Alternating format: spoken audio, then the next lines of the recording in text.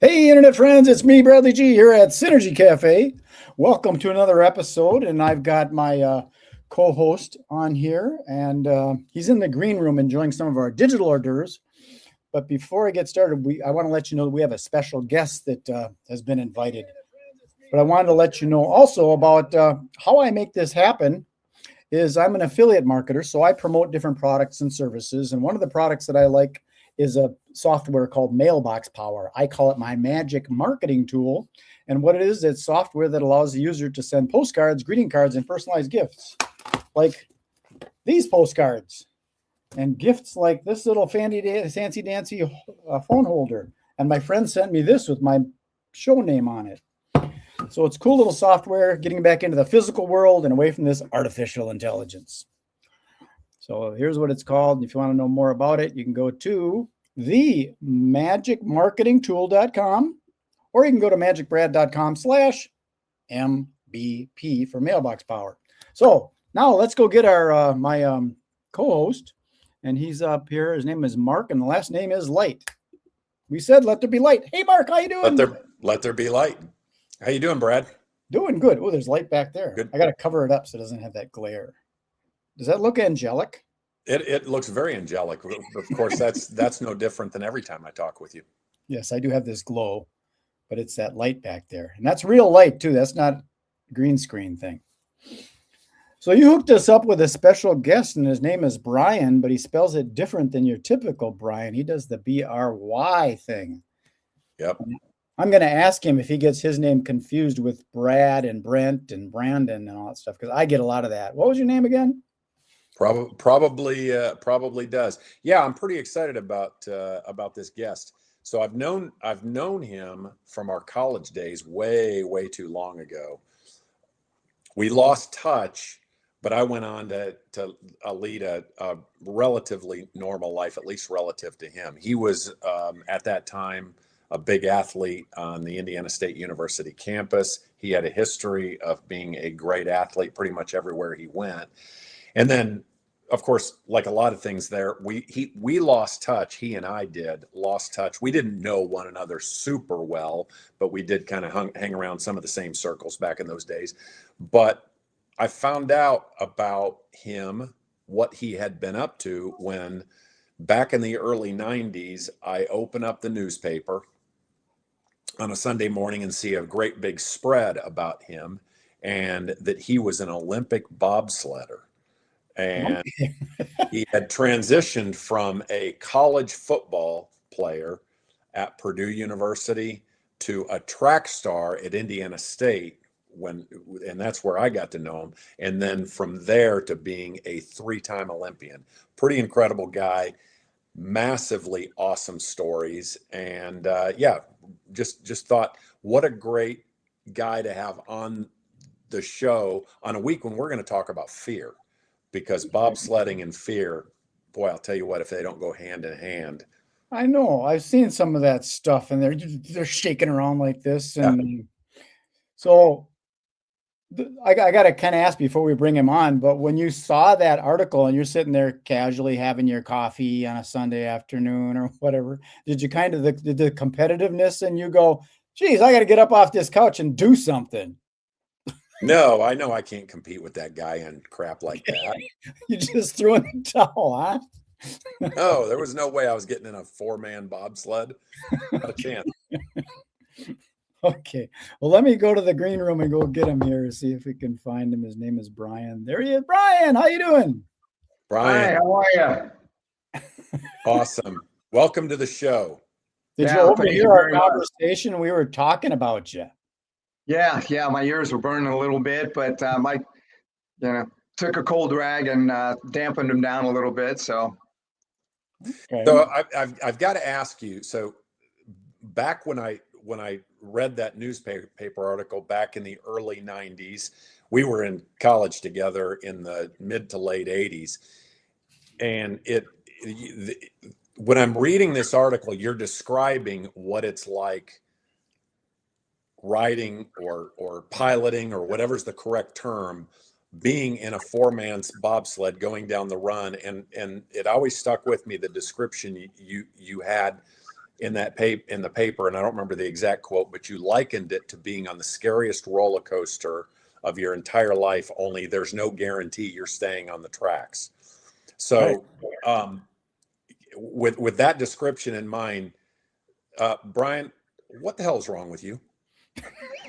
Yeah, well, there's a lot, and I won't waste a lot of time. But as I like to say, I've taken a lot of shots to the head, and that might have been one of the biggest ones because I kept going back, every trip, every year. So, I think it's just that sense of adventure, but more importantly, as Brad asked you earlier, that sense of competitiveness, and really taking it, having the opportunity, I should say, to go to that next level.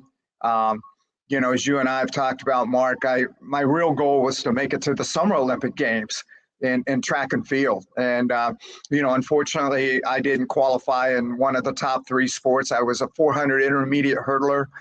For those of you who knew who Edwin Moses was, he dominated that event for decades. And I was, trying to make it to the Seoul Summer Olympic Games back in the summer of '88, and really came, upon the completion of that, kind of just thought to myself, it's over, right? It's all over. I hate to give it up. I don't know what to do now. Now I got to go get a real life and a real job. And the opportunity presented itself in such that the Federation reached out, the Federation being the United States Bobsled Federation, had reached out. They'd sent some guys there to recruit because the '88 Winter Games had already taken place in Calgary. For those of you who remember the Cool Runnings movie, that's what most people remember those games for. Or Eddie the Eagle, if you remember that name at all. A couple of really big events back then, and just ask if I might have an interest in wanting to try out, and that's what happened. Awesome. So with our theme being overcoming fear today, boy, there's a lot of different angles we could go with you and bobsledding, but you mentioned something when we were talking the other day about how fear played into early in your college career as you transitioned from one sport to another. Talk about that story and how fear played into those transitions. Yeah, I think fear is always present in a lot of ways. It's just a matter of whether we allow for it to, become front and center, or if we acknowledge that it's there, and that in order to overcome that, we've got to do things differently, or allow for yourself to take on that challenge. And it could go back from, hey, you're playing high school football, right? And you're the superstar. And all of a sudden you go to one of the biggest universities, one of the best college football programs in the country at that time, Purdue University. There was a fear, like I'm the big fish in the small pond. Now I'm going and I'm just the average fish in a really big pond. So there was a fear of competitiveness there. Am I good enough? Can I play at this level? Do the coaches like me? That was a huge fear, right? And what I learned early was that as I call my dad weekly and complain to him, like, these coaches are all over my ass. I mean, the minute I get on the field to the minute I get off, like they're on me. And there was a huge fear, like I'm not good enough. I thought I was good. I thought I was fast, but there's this fear because these coaches at this level are constantly bitching at me, yelling at me, screaming at me, correcting me. And I'm like I'm not going to make it, And so there was this huge fear of failure. Yeah. And then of course, you left the program at Purdue after just about getting yourself established through that fear. And you made a massive change in your college career. Yeah, I really did. And unfortunately, we had a coaching change in the program. And that coach pretty much made it very clear to me that I was not his number one candidate. I was a defensive back, by the way, fastest guy on the team. At that point, I was running a 4.3 240. Legendary speed, by the way. Like, but that's a tick. Just for anybody that doesn't realize that 40 time, if you said 4.25 in the 40 in college. Bo Jackson, just for perspective here, Bo Jackson ran the fastest recorded 40 time in NFL history, and his was less than 1/10 of a second faster than you ran the 40 in college. Just for a little bit of perspective. I mean, crazy lightning speed here. Anyway. Yeah, no, and it's a great point, Mark. And that coach pretty much made it very clear to me that he controlled my destiny in terms of the amount of play time and opportunity that I would have. And obviously, going to Purdue, I had the dream of playing in the NFL, as most college football players do, right? They want to go to that next level and get to that point. And what he really kind of laid out for me in the spring of that year was, I don't really see you in that role, and I don't really know what role I see you in. And that was obviously for a 20-year-old, male. It was incredibly devastating for me. And I just kind of, without consulting my parents, by the way, or anyone else, kind of made the decision like, I'm done. I'm just going to quit. I'm walking away. And probably not the most logical decision because I'm on a full ride to Purdue University, right? And unbeknownst to my parents, did not notify them, let them know until latter that part of that summer. And that was a whole different conversation when that came about. We're talking about this fear thing. I find it interesting that the fears that you've had are more psychological, mental, and you're not concerned about that bobsled skipping the trail and tumbling you down a hill. No, it's not. There is, and I think that what the sports did is, I've often learned is what sports do on the highest level, really, Brad. Is it translates or transitions into so many things that we do in life. The fear of being around large groups of people, the fear of working or interacting with people you don't like, the fear of doing things that are completely uncomfortable and having to get out of that comfort zone in order to get to the next level. And so what for me sports has always done is it's always forced me to get out of my comfort zone or the fear of what could happen, and just go like, don't focus on the fear, focus on what could positively come out of that. And so each transition into each sport or each career I've made has always been understanding there's always going to be some fear to it, but the only way you're going to move forward is to be able to step out of that comfort zone of fear and realize, or at least explore the opportunity. I had a situation. I was vacationing in Bali with a friend of mine, and he was an experienced bicycle rider. Yeah. And we went down some trails in Bali, Indonesia. And on one side, there's these rice paddies where if you fall, you're going to fall on a bunch of rice paddies and get all muddy. The other side is a 30-foot drop. So I favored the rice paddies. And it was interesting going down there. He's zipping along.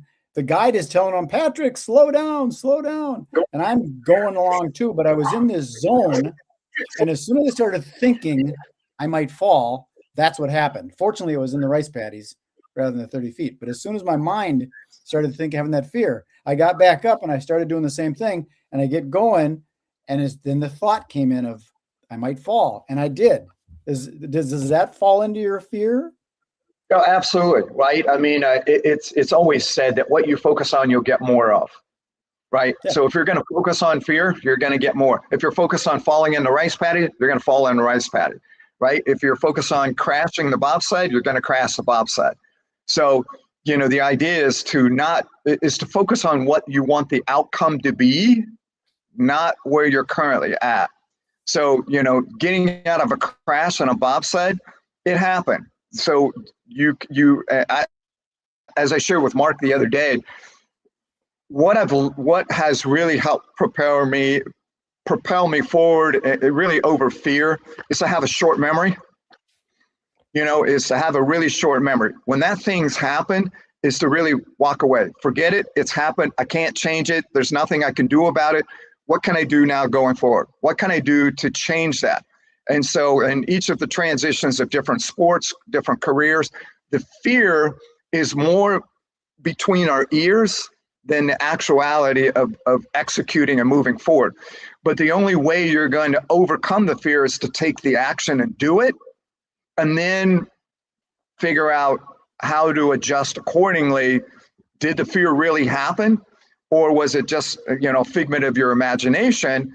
And in almost 95% of the cases for most people, that fear never plays out the same way that you have it figured out in your head. Yeah, we do. You We end do up worrying tend a to. lot and nothing ever happens. Yeah, Exactly. You can sit on your couch and never have any fear, but you're never going to grow. You're never going to grow mentally, spiritually, physiologically. You're never going to grow. So if you do nothing, that's a decision, and that's a fear. Yeah, So are you fear. a supporter of that acronym, false evidence appearing real? That's what fear is? Totally, right? Because we, as human beings, have 60 to 80,000 thoughts that go through our head every day, of which 90% of those are negative, and they are on the same loop every day. So we're fighting our own thought process to overcome the fear that has been created by the brain, not necessarily the physical body, but the brain. So we're every day waking up fighting this invisible fear that is being created or perpetuated by the brain. And so you have to recognize, is this something that is real, or is it something that my brain is trying to project in my mind so that it will protect the body?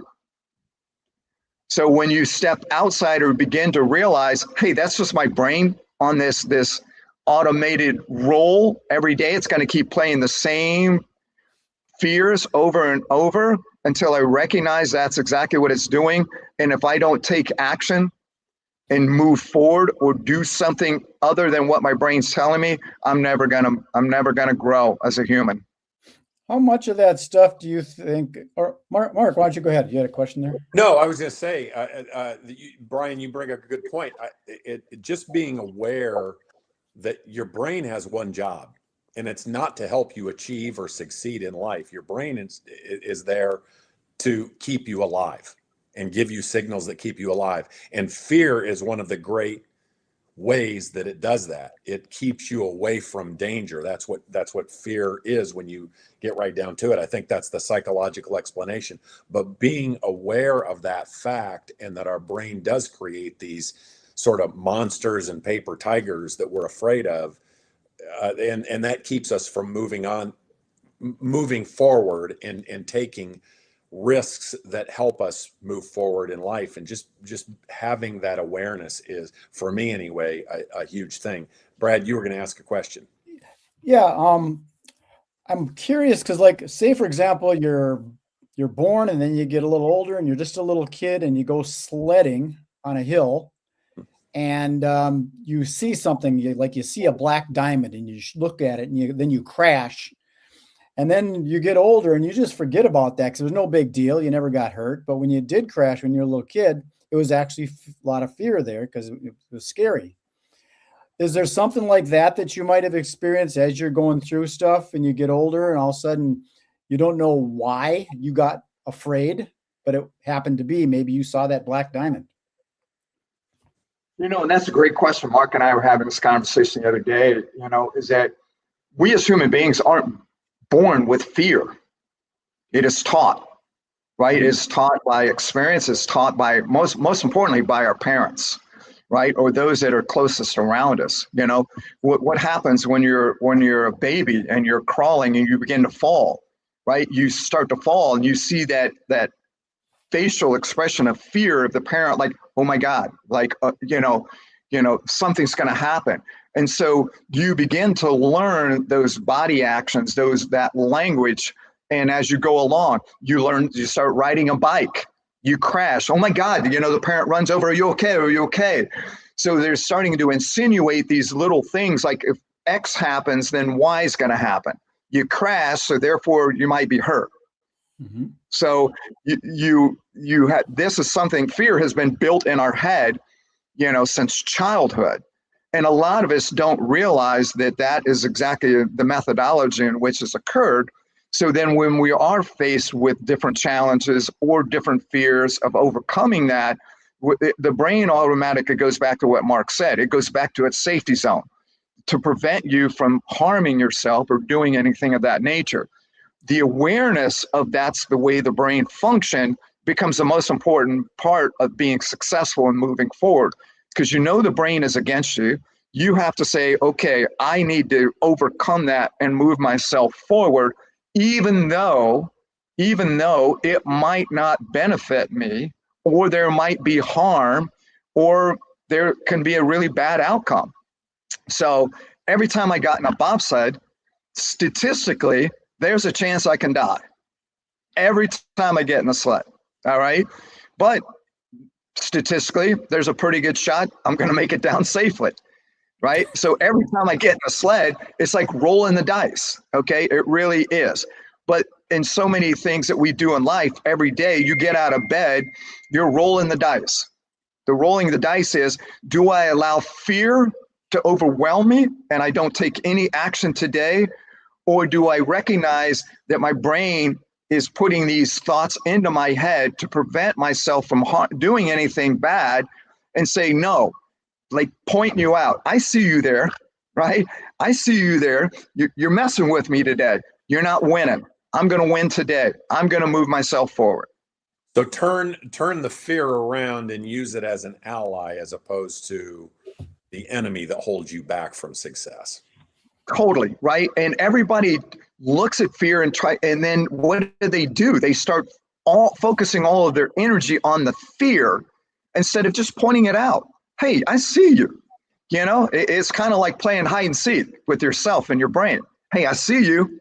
I got you. I know what you're trying to do, but I have the ability to choose. I can go down that rabbit hole with you and create all of these fears that are false, or I can step away and say, I see you.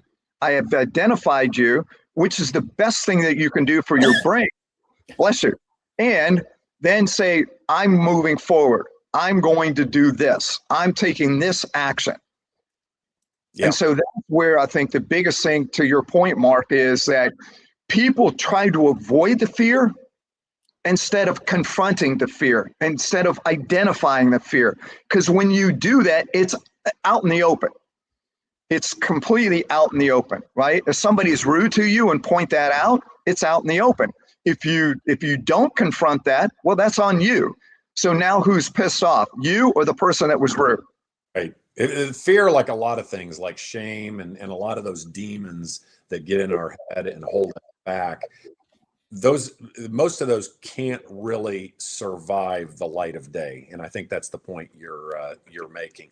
So what I'd like to do, if I could, I'm looking at the clock here and realizing we're well into or approaching our time limit. So I want to shift gears a little bit. One of the reasons that I wanted to have you on as a guest, Bryan, and have you on as the first guest of my co-hosting Wednesday, yeah, exactly, is you and I are working on something that I think can be pretty special here. And we're talking about doing some talks. Why don't you take just a couple of minutes and I'll hand the ball off to you, Bryan, and have you explain to the listeners what it is that we're working on and what we're hoping to do here. Not hoping, we're working on doing. I need to change that word. Good catch. Yes, yeah. No, it's really great, Mark. I mean, you know, as you pointed out from the beginning, you know, we've kind of taken different paths, but ultimately kind of achieved, you know, great success in different career paths. And I think that a lot of times when people in general look at others that are successful, they always assume it was easy. They always assume it was a straight line, that there were no setbacks. And most importantly, there weren't any kind of failures. Like athletics is probably one of the easiest examples because it's on TV, right? The football, the baseball, the basketball, the tennis, the golf. Everybody looks at that and they see the 10,000 hour rule that has taken place. But everybody forgets it took them 10,000 hours to get there, right? You know, Lionel Messi, when he's being interviewed after Argentina won the World Cup back in 2022. He said, yeah, it only took me 17 years, 114 days to become an overnight success, right? Yeah. So people don't see that. And so what you and I are trying to do is be able to go out and show life isn't easy. It's not a straight line. It's not simple. There are a lot of failures that are going to occur, but look upon those failures as success or stacking wins, right? And going forward, but also in sharing stories of, hey, look, I failed so many times. Michael Jordan, failed so many times. He said, I've missed more game-winning shots than I made. But everybody remembers the ones that I made, not the ones I missed, right? And so what we're trying to do is really go out and share that story with everyone to say, look, the road forward is not a straight line. It's messy. You're going to fail. But here's some things or some tools that you can use when you're confronted with that fear of success, that fear of failure, that if you were able to acknowledge it, here are some tools, some steps, some methodologies that you can implement in your life to help you move forward. And I'm really excited to be working with you because you're coming from a completely different paradigm shift of having overcome incredible illness, stage 4 cancer. Most people, when they hear those words, they're done. They mentally shut down. They're like, life is over. And yet you took the bull by the horns and you said, no, we're just getting started, right? For me, athletically, going down, you have a bad crash. It's like, all right, got to load it and take it back to the top and do it again. So I think that people want to see and hear that even though they view us as being successful, it wasn't easy. It never is. It's never clean. And here's the ways that you can overcome that and help lay out a pathway that is achievable. So with the presentations that we are working to bring out there and deliver as keynote speeches, keynote talks, talks that we deliver to youth. We have one coming up here in a couple of weeks for some at-risk youth that we'll be doing. Among a lot of other angles, one of the things we realized is we both arrived at this same point of realizing the value of resilience and how it played. You came at it from the angle of ascending from a legendary high school athlete to a great college athlete in multiple sports to then a world-class athlete where you were on the Olympic bobsled team and went to 3 separate Olympics. I arrived at this using resilience in its various forms. I was a barely graduated high school, failed out of college, failed at most things I did in early life, and then used a lot of that failure to grow as a person and not just get through some of these things like stage 4 cancer and multiple other diseases, but we use the same skill set, which is the skill of resilience, to get from where we were to where we are now. And there's a lot of stories and a lot of life lessons that we can bring a lot of value to whoever we're talking to. So thank you very much, Bryan, for sharing that. Brad, do you have anything to add here in the last minute or two of the show? I do. I've got one for both of you. Same question for both of you. And if you could try not to copy the other person's answer. But do you all this resilience thing, and there's that fear thing, a lot of this is created in like childhood, and it ends up being subconscious kind of stuff. So when you're going through this path of life that is not a path, it's kind of like a ball of thread. How do you know you're making decisions on stuff that sometimes is based on subconscious information that you don't even know about? Like I think I shared it with Mark a while back. I had an abandonment issues. And it turns out that as a kid, mom and dad would go to the bar late at night and leave little Bradley home. And I got scared. But as I grew up, I didn't remember that. And it took me going to some therapy and stuff to bring that to the surface. And then I healed that by going out to the cemetery and talking with mom and dad and God and forgave. And now there's not that abandonment issue. But if I didn't do some kind of therapy and learn that was a problem, how would I know? So how do you deal with these things that are hidden underneath the surface that's actually guiding your decisions? Brian, Go go ahead. ahead. No, Okay. you. Come All on, right, one of you guys. I'll take this first then. It's so one of the things, and Brian and I, again, we're talking about this recently as we were crafting our talk, and I think, yeah, therapy is certainly one thing. Outside of that, I think that one of the greatest things you can do for yourself, and Brian was alluding to this, getting out of your comfort zone and the value of getting out of your comfort zone and facing fears and that type of thing. What you do over time, and this has worked this way in spades for me, over time, you give your mind evidence that you can deal with and effectively deal with very hard things in life. And I think that's one of the greatest value things you can do for yourself by facing your fears. Are you kind of saying like you face your fear and then your conscious mind says to your subconscious mind, see, it was nothing. Well, it may not have been nothing, but telling your mind, giving your mind evidence, building up to proof that you can deal with whatever life throws at you is a very valuable thing. And What's your take on that, Brian? Yeah, no, I mean, I will try not to answer similar, but I've always called it, like, we call it stacking wins, right? Is that you're able to go back consciously and look at when you have a fear of failure or you have a fear subconsciously, then you have to really kind of go back in time and memory and look for times that you were successful. Hey, you were able to walk, you were able to ride a bike, you were able to run, you were able to graduate from elementary school, you got through high school, you got through college, you got a job, you got married, right?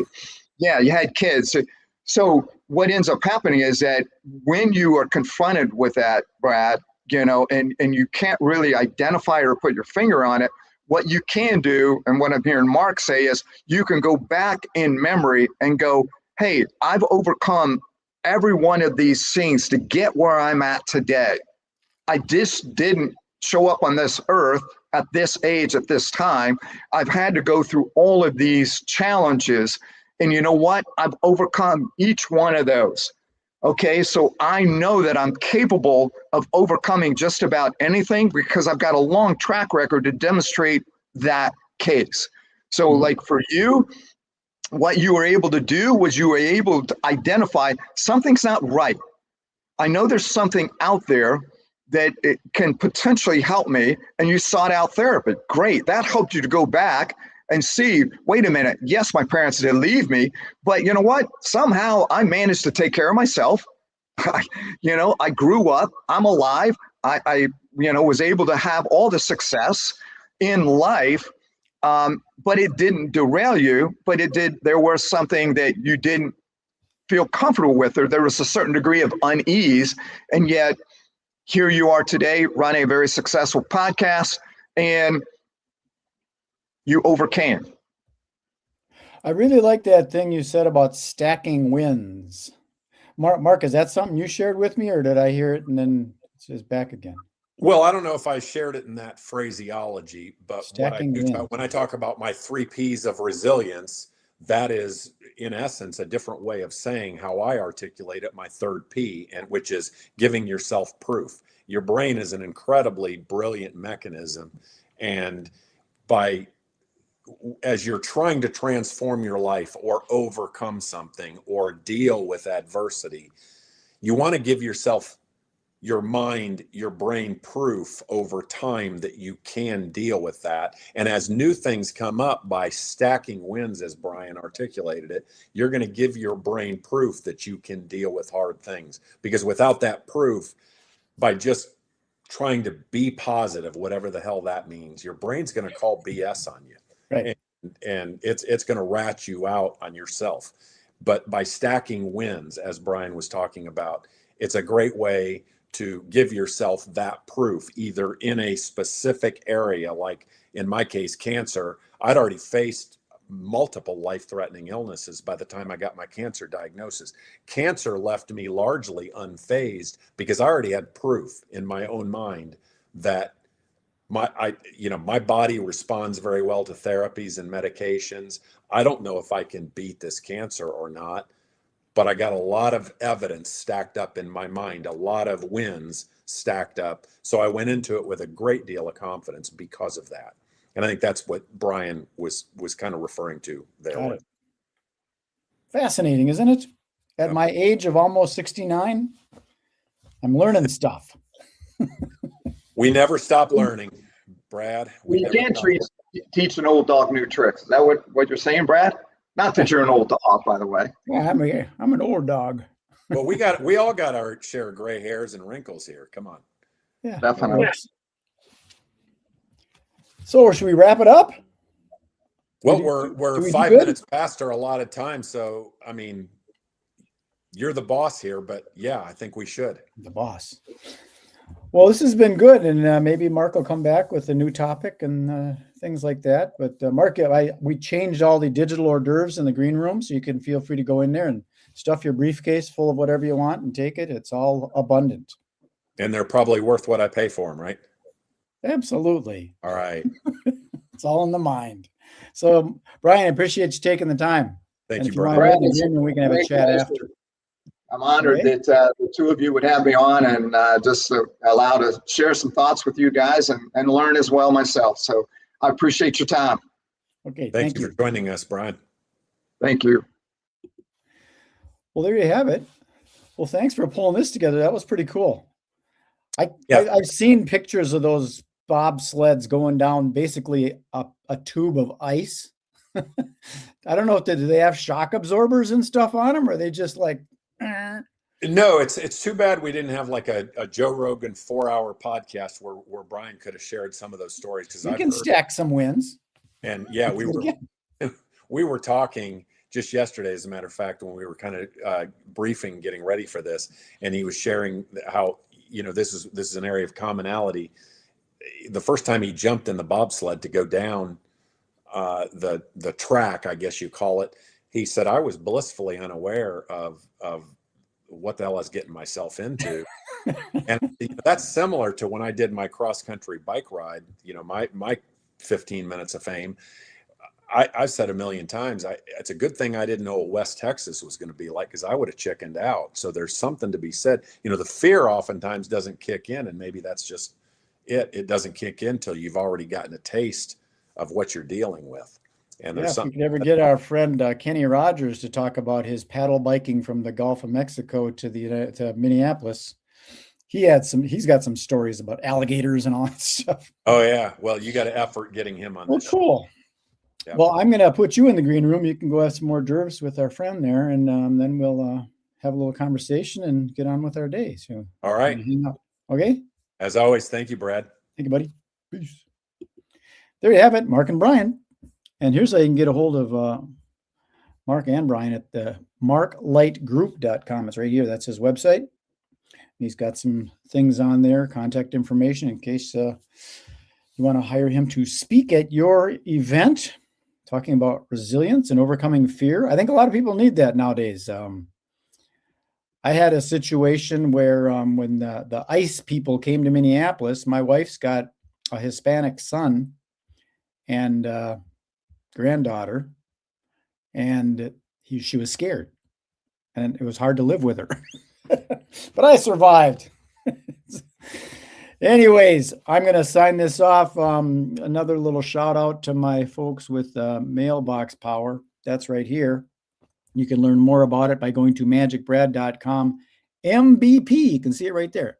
Magicbrad.com. MVP. Mailbox Power /MagicBrad. And that's a piece of software that I promote. And that's how I make a living now in my old age. So that's all I've got for you. I want to enjoy the rest of your day. I want you to enjoy the rest of your day, and I want you to be kind.